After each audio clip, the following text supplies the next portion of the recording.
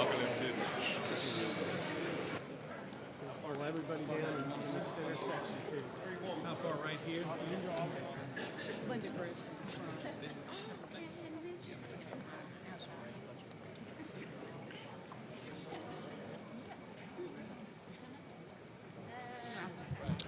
Good morning. Thank you for taking the time to be here.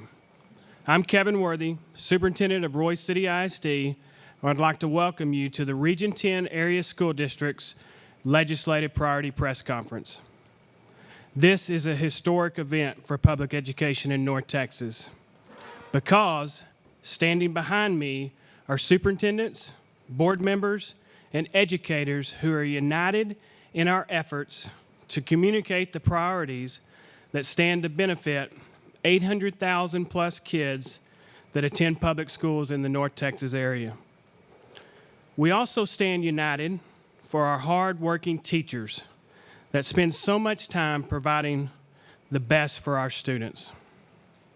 We believe in public education, and this is why we're here, to make sure our legislators understand the support we have for each other and the love we have for students and teachers. To date, over 60 school districts out of 80 in the North Texas area have passed resolutions expressing our priorities. It is our hope that when the legislative session convenes tomorrow, our message will be heard. At this time, I would like to introduce the Saxe High School Choir to lead us in a national anthem. Immediately following will be a message from the Garland ISD board member and legislative activist, Mr. Rick Lambert.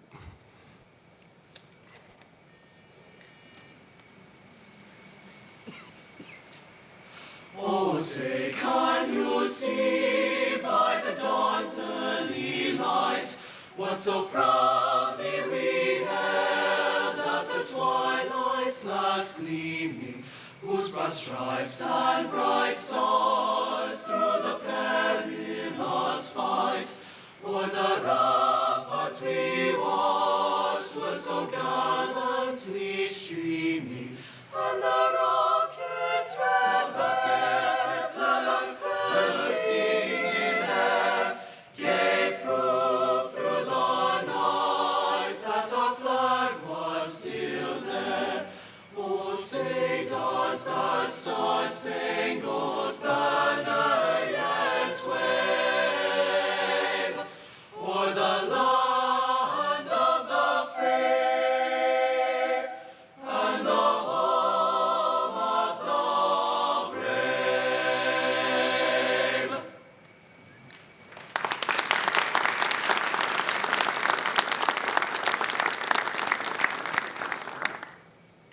What we see this morning is what unity really looks like.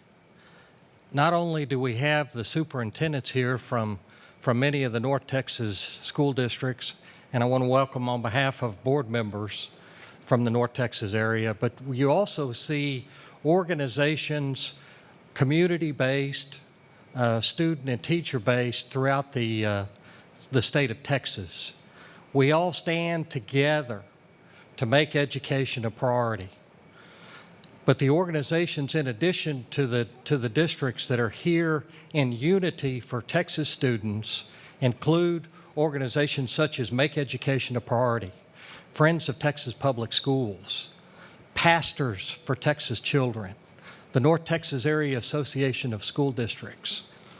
This is an unprecedented group that stand together to send a message to our legislature that we stand for kids, and we hope that as they deliberate and do their hard work during this session, that they'll keep in mind the best interests of all students and meet our constitutional requirement from our Texas Constitution that requires the maintenance and efficient operation of free public schools for all students in Texas.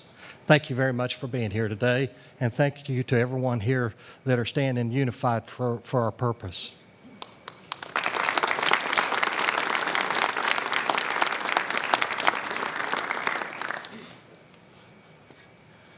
Good morning. My name is Doug Williams. I'm superintendent with Sunnyvale ISD. I have the distinct pleasure this morning of introducing one of our students. She's a senior at Sunnyvale High School, Miss Nisa Kantorek.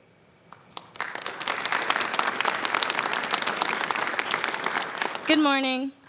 My name is Nisa Kantorek, and I've been a student at Sunnyvale High School since kindergarten, and I'm currently a senior at Sunnyvale High School. I'm the historian for the National Honor Society, a member of Student Council, band president, drumline captain, and I'm in the top 10% of my graduating class. Sunnyvale ISD is a champion for success. I've participated in diverse activities at both the regional and state level. Our teachers and staff members are success-driven, and it is evident in both our UIL programs and student performance. Personally, I've consistently placed at meets for literary criticism UIL and competed at the regional level twice. To include other activities such as fine arts, our programs have been successful at every level. Theater, choir, band, all have been supported and driven to success at every level. As a band member, I've performed solos and ensembles at the state level along with many of my classmates. Through my years of marching band, I've watched my peers compete at every level in athletics as well. They're winning, advancing, and taking places among state champions. On top of that, Sunnyvale has a rigorous academic class program. Since 6th grade, honors classes have been available to anyone up for the challenge, and in the last 2 years of high school, I've been able to take dual credit courses where I also receive a college credit for the class. To be able to receive a college credit for free, thanks to the public school system, has been a very rewarding experience. They're hard work, but I can't imagine anything else that has prepared me for my continuing education. Now, after nearly 13 years in the public school, I can proudly say that I've been accepted to Baylor University and have been equipped with the tools and confidence needed to also apply to Ivy League schools and other prestigious universities such as Stanford and Vanderbilt. Despite that, I'm not only confident in my abilities to apply to those schools, but I also strongly believe that I'll succeed in any of my aspirations as a result of my experience and years spent at a public school. Thank you.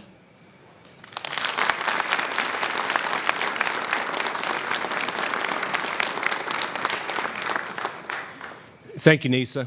Today, the men and women standing behind me all stand for a unified purpose, the students of Texas. As you have seen from this outstanding choir from Saxe High School and from Nisa, public schools in North Central Texas are producing students that are prepared for greatness in the 21st century. Contrary to political rhetoric from other sources, public education continues to serve as the best conduit to a child's future success. Education creates a pathway for a student to prepare for the future of their choosing.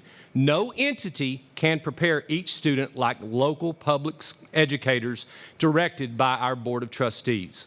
We know our challenges, we know our communities, and we know our kids' needs. Today, we stand because Texas students matter. During this upcoming legislative session, it is imperative that school districts collaborate for our common cause. In the words of my colleague, Kevin Worthy, together we make a difference. United, we can make a change. We, as 60 independent but united school districts in North Central Texas, have adopted a resolution advocating the following priorities for this upcoming legislative session. We stand to request funding be increased for all schools in the state of Texas. One of the things you need to understand is there's an inverse relationship between taxes collected and education contributions from the state. The more local taxes are raised, the fewer education dollars the state has to contribute. In 2008, the state share was 48.5%. The local share was 51.5%. They are estimating 10 years later for the fiscal year 2017, local share will have risen to 58%. State share will have dropped to 42%. Rising property values across the state is allowing the state to contribute less and less to public education. It is estimated this year the state will spend $3.5 billion less for this biennium during the 2015 biennium period. What we are requesting is simple. Revenue generated by local tax dollars be returned to local schools. That would be in the amount of $275 for this biennium per year per weighted average daily attendance. This is for all schools in Texas. It's for rich schools, it's for poor schools, it's for large schools, it's for small schools, it's for rural, it's for urban school districts. $275 across the board. Number two, we stand in opposition to education savings accounts. Public schools educate 94.5% of all Texas children. Removing tax dollars from public schools will only harm those schools that are already underfunded. Vouchers will only cover a portion of the cost private school tuition is charging. Therefore, the only schools that will benefit from vouchers will be students from higher income families. Private schools are also not required to participate in the state's standardized testing program. Furthermore, they are not held to the same accountability standards that public schools are. Third, we stand to advocate for the repeal of the A through F accountability system.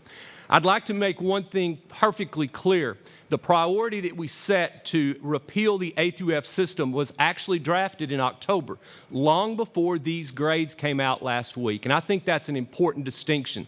We have for long said that A through F does not work for all schools. In addition, we do welcome accountability. I want that to be crystal clear as well. School districts, these people behind me and the boards want accountability for our schools. However, it cannot be a system that's derived 55% from STAR test. What's wrong with that system is STAR test is a one-day assessment. It's given once a year, and it's not true measure of student learning. True assessment takes place over multiple occasions throughout the year, not during one-time measure. In addition, one of the things that we believe is accountability must be community-based. It cannot be a system that is 90% driven from state standards and only 10%. The school districts you see behind me are individual school districts. We are known as independent from the standpoint that all of our districts are different. A system that is 90% based on one-size-fits-all does not work. The needs that we have for our kids are needs that need to take place by our local boards and our local communities saying this is the standard for us. You know, one of the things that is also an issue with the accountability system reminds me of a story that my colleague David Vroomland, superintendent from Mesquite, shared with us. He got a call from a parent of a third grade student, and that mom said, Dr. Vroomland, I've got a concern because my daughter is so upset. She's so concerned about this test that she's about to have to take. It's affecting everything that she does. She doesn't want to come to school. She's having a hard time sleeping. She doesn't want to eat, and because of the text anxiety that she's facing. Any system that causes our third grade kids that much anxiety is not a good system. And A through F will only exacerbate that. It will only put that much more pressure on the kid, the teacher, the administrators, and the board to make sure that they hit those measures so that we can achieve those grades. This coalition of administrators and board members represent thousands of students, parents, and staff members. We stand to mobilize our fight for these measures because they are right for the future of education and they are right for the students of Texas. We ask all stakeholders to join us in these efforts because Texas students matter. Thank you.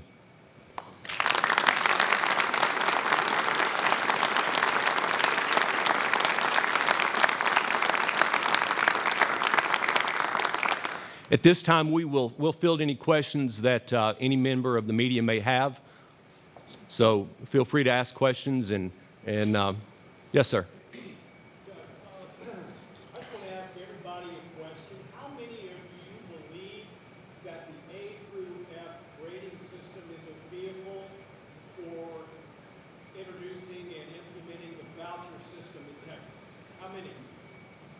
Does anybody not believe that? But what's the worry here? What's the main worry about a voucher system being implemented? I think the main worry is the discreditation of public education. We are also concerned about the timing of it. Now, I will tell you that, Brett, one of the things that we felt like the timing of this, releasing the grades a week before the legislative session started. I believe that was an attempt to discredit schools. But it also, my response, I actually made to our commissioner over a month ago that I believe that the timing of it was poor. The concern that we have is when you say that a school is a D or an F school, then it really puts a stigma on that school district, and it hurts morale. It hurts morale of teachers, and I hate to tell kids that they attend a school that's a D or an F. Let me ask another question. When those grades came out the other day, we saw them published in the newspaper. I'm sure it incorporated many of your school districts. How many of you were surprised, or how many were disappointed at the way that your performance looked? How many were disappointed?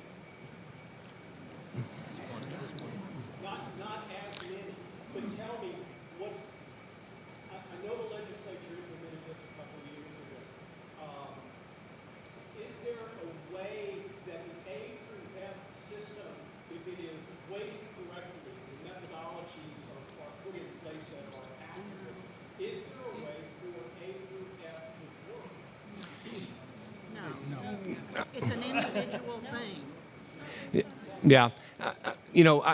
Again, I believe that the key measure that we're talking about is we're talking about more local accountability. We don't see how A through F in its current format is going to function because we want to make sure that accountability is done on a local basis. One of the things that have been said is if in a private school voucher program, accountability should go back to mom and dad.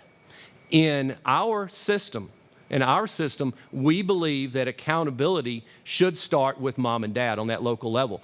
The board members behind us are locally elected by local constituents, and they answer to the local constituents, and that's where our accountability should derive is from our local constituents. Doug, can I step in and answer that? Yes, sir. Please do. Okay. Michael Threet from Terrell. Michael French, Terrell ISD. Michael Threet's one of my board members. To answer your question specifically is, you got to repeal something that's immoral, unbiblical, and bad for everybody. And let me tell you why. Because this system is based on getting vouchers in, which we know is not helping poor kids or minority kids. It's a subsidy for rich, affluent folks. That's the truth. Because A equals affluent and F equals free and reduced.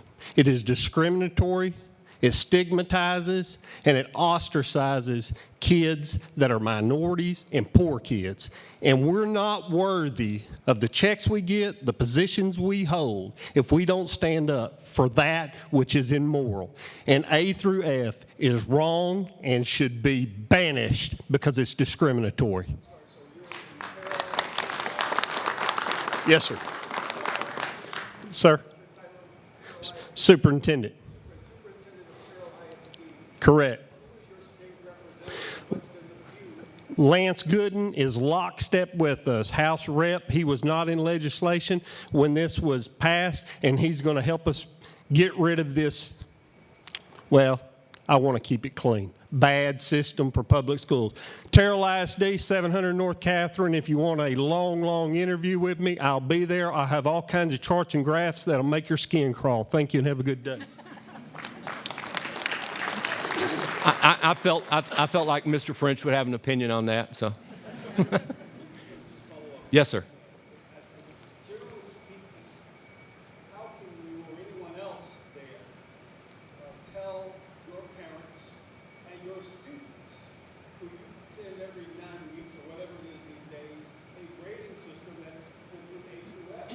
That A through F isn't good enough for your school district, but it's good enough for Yeah, I think that's a great question. That's a fair question. I think the difference between the A through F system, again, 55% of the A through F system is derived off of one grade, one time. If we were in a grading system that 55% of a student's grade was derived off of one test given in April, it would be a flawed system. And I think any educator, any parent would agree that if a student's grade that they got for the year was based off of 55% was based off of that one test, it would be a flawed system.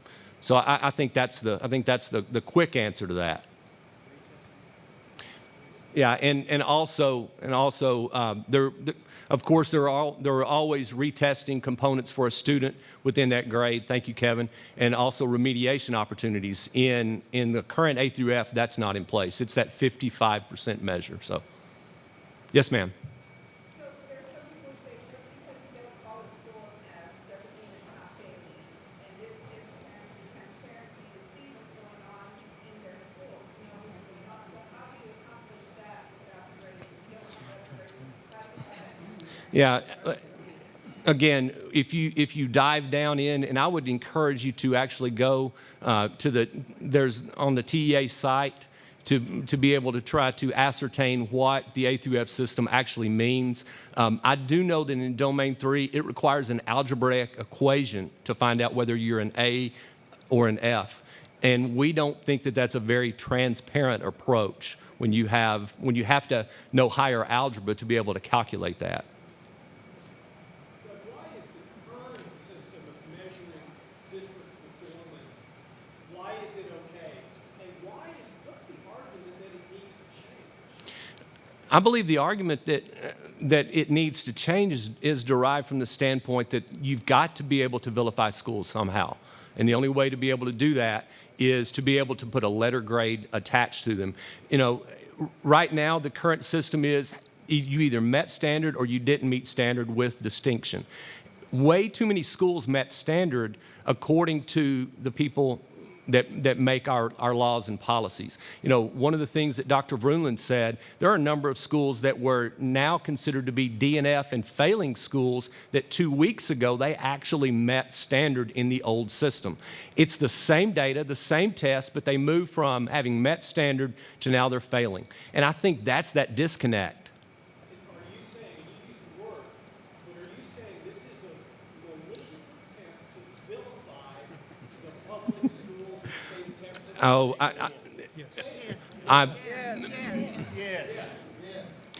I guess I'm pretty PC, so we do know that there is a game plan out there. At the same time, sir, Yes, sir. suggesting that generally speaking, an eighth grade student take a math standardized test and pass it by only scoring, getting 8 out of 20 correct is getting standard in this state. So how much of a responsibility is it for school districts in this community to ensure that meeting standards are at a level where the standards aren't making kids eligible to enroll? I'll introduce you to Dr. Brunel. I didn't know I was going to get introduced. Dave Vrunland, Mesquite ISD Superintendent. I would argue that that should tell you something about the test. We have districts that have approximately 80-85% of their kids going on to college. So either the colleges have a different set of standards, or bottom line is the state is designing a test that's creating a forced distribution. It was noted that there isn't a forced distribution in this process. I would argue there clearly is. If you look at Domain 4 alone, there's clearly a forced distribution, which is not transparent.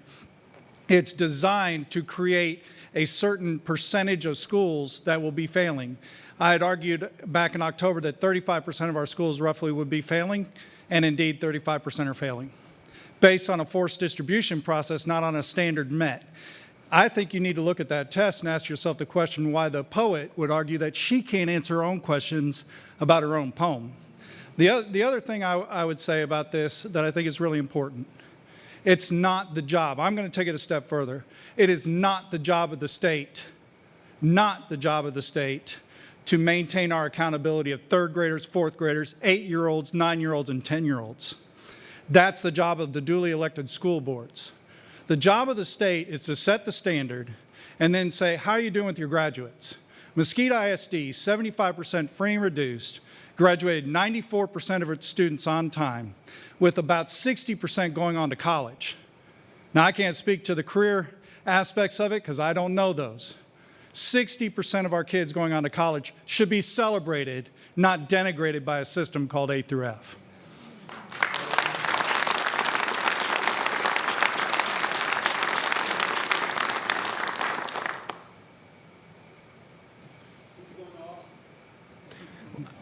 I think we all are, and I think the bigger talking point is we encourage all stakeholders to go to Austin. My take on it is this: when I go to Austin, I am portrayed as a school superintendent that wants to get away from accountability, that wants no accountability in my district. Trust me, my 7 board members hold me plenty accountable. Correct, Mr. Cravens? But the thing is, if we engage our stakeholders, if we engage our parents that say over-testing, over-accountability in our schools is only causing issues, they don't want their kids taught to take tests. They want their kids taught curriculum. They want to make sure that they are ready for their future. When those people go to Austin, those people are heard. So I think that's the key component in that. I think it was stated earlier that the ESA's purpose, the voucher's purpose, is to basically to help the wealthier student, the wealthier family, those who go to a private school. Expand on that. If you look at the cost of private education in local private schools, just that the simple voucher that a student would receive won't cover that cost. So the balance of it has to be covered from somewhere, and students from low-income families cannot afford that difference. So it can't be just as simple as we'll allow a low-income student to receive that voucher, because that voucher plus what they have still won't get them in there. And not only that, but you're correct. There's also the transportation aspect as well. So. So what's the end game? What is the true motivation of implementing the A through F system in the voucher system? Yeah, I think that when you drill down, you have to understand that there is thought that there has to be some degree of segregation. I believe that's going to take place. We're talking about separating the haves from the have-nots, and we don't believe that's the approach for public education. Our country was set up off the concept, off the thought that we wanted to provide a free and appropriate education to all, and the voucher system does not promote that concept. One more show of hands. How many of you believe that this is a deliberate attempt to attack public education in the state of Texas?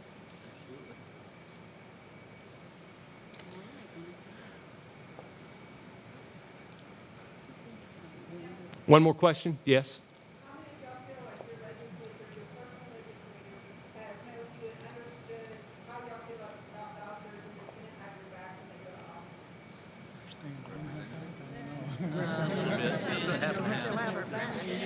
It's going to be an interesting discussion. How about that? Okay, we do thank you for coming out today. And again, what we do we encourage our stakeholders to be involved in the process. Learn what you can about these issues that are going on, and then take a stand. Again, thank you. Thank Garland ISD. Okay.